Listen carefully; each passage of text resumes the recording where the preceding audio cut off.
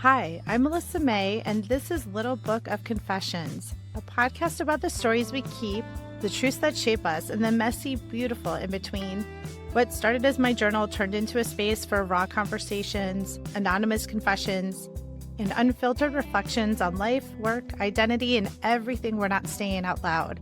If you're figuring it out as you go, you're not alone. Let's confess, because some secrets deserve to be told. Trigger warning. Little Book of Confessions is a space for honest, unfiltered storytelling. Episodes may include discussions of trauma, mental health, abuse, sexual assault, addiction, self-harm, suicidal ideation, grief, identity struggles, and other sensitive or difficult subjects. Please take care while listening. Pause or skip episodes if you need to. Your well-being comes first. Today, I want to talk about what pets mean to us. And more specifically, I want to talk about Charlie. Charlie was my dog that I had for a decade, and I got him with my girlfriend at the time, now ex girlfriend. And he was really mine. She did pick him out, but I worked from home. I did hybrid, and him and I just became really attached. And I got him after the breakup, and he was my best friend. And I think what I didn't realize at the time, and people say this, and I've grown to love this expression because it's so true. It's, did I save him? He was a rescue. Or did he save me? And the thing that I learned about having Charlie is that I don't know if I really ever recognized what unconditional love was before that. And it changed my life. Not only just like the love that he gave me and I gave him, but also it was about he opened up the world for me. I used to have a lot of anxiety. I still have anxiety, but it's gotten a lot better. But I used to have a lot of anxiety where I didn't want to leave a certain radius of my home. I didn't want to go places I didn't know. I didn't want to be alone in public.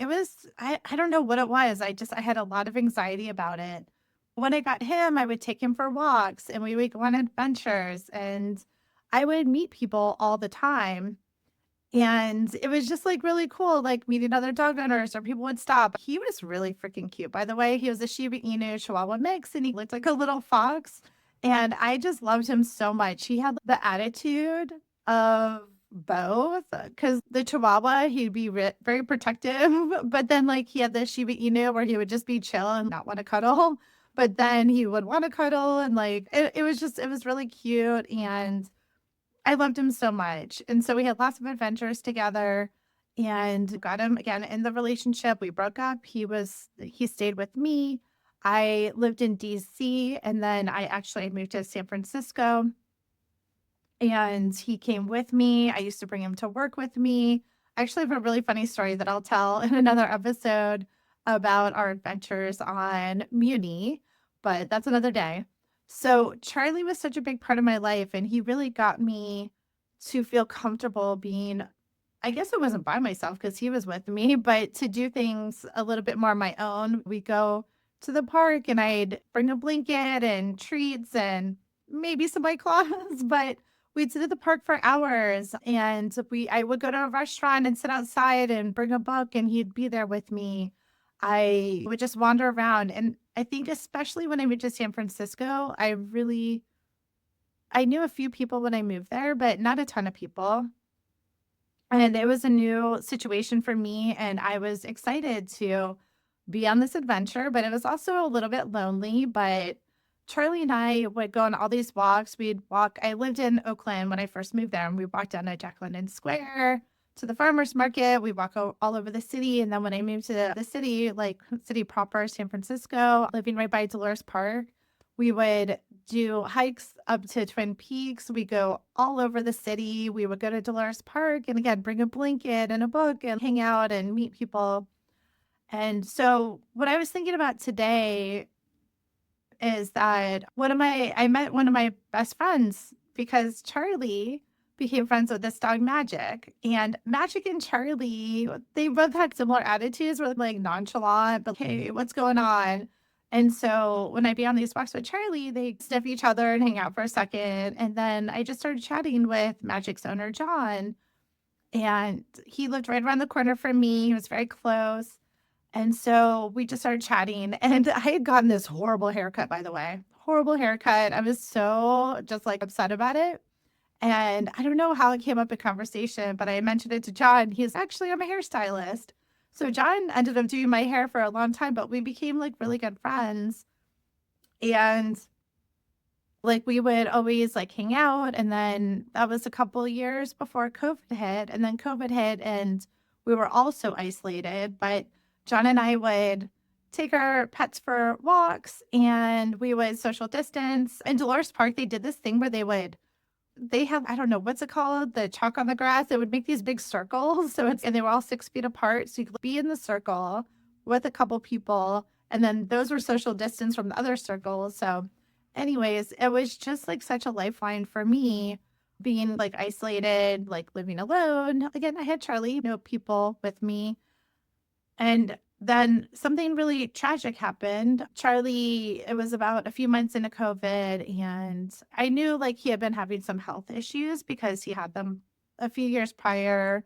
And I knew he had a big heart, and figuratively, literally, but he ended up having congestive heart failure.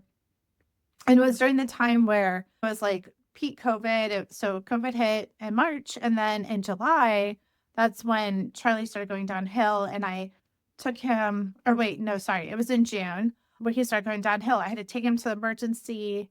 And basically, he was just not doing well at all. And I just begged the vets, like, please do whatever you can. I just want to be able to take him home because, like, I couldn't go into the vet office because they weren't letting anybody in because such strict restrictions. Got Charlie back and had him for 3 more weeks before I had to make the decision. And then it was time for him to go. And that's probably one of the hardest decisions I'll ever make. And I gave him the best, like, few last days and the best last day. And I'll talk about later. I don't want to talk about that right now because it's a whole story that's really. But what I want to say is that after Charlie passed, John wanted to go see his family in Florida because, like, he was worried about them.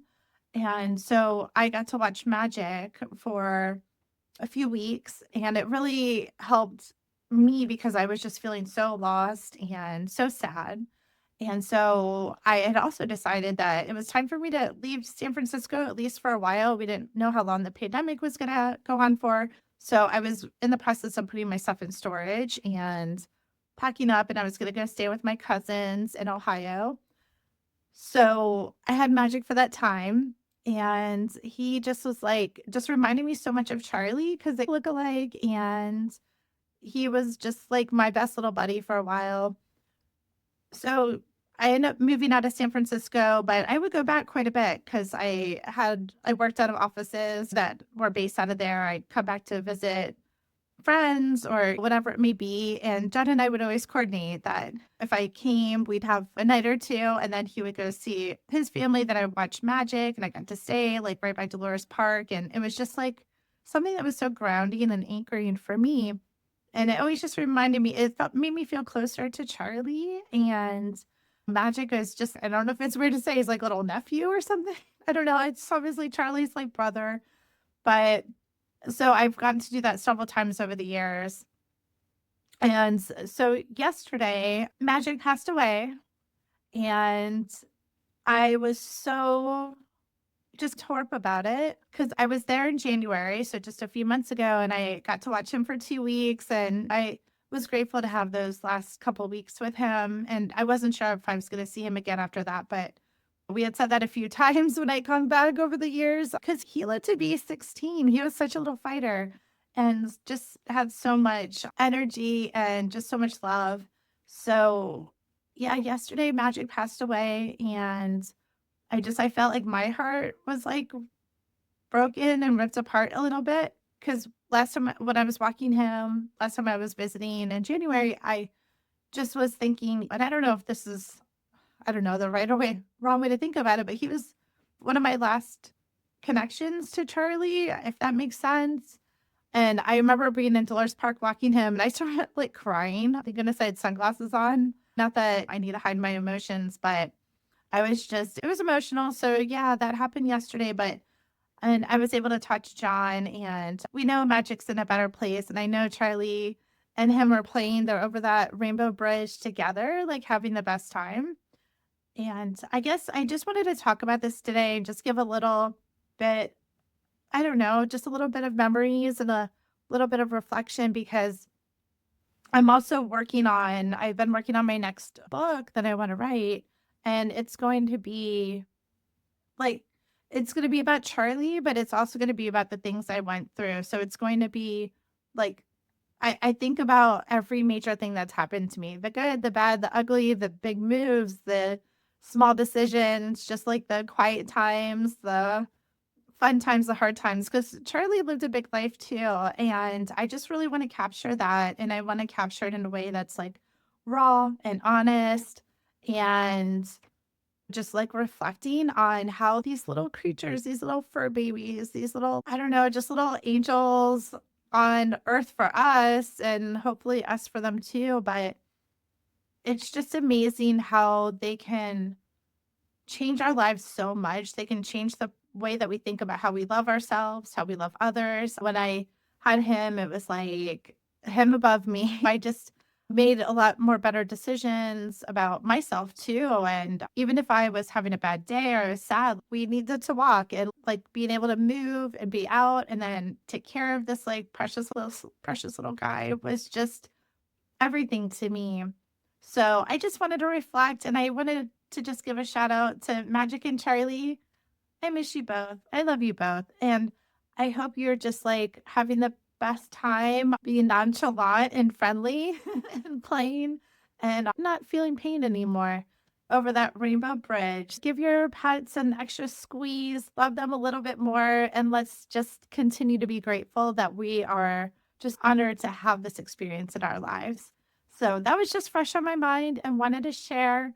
If you have a pet story you want to share or something that means something to you, I'd love to hear it. Thank you for listening to Little Book of Confessions. If something in this episode stirred something in you, good. That's what we're here for.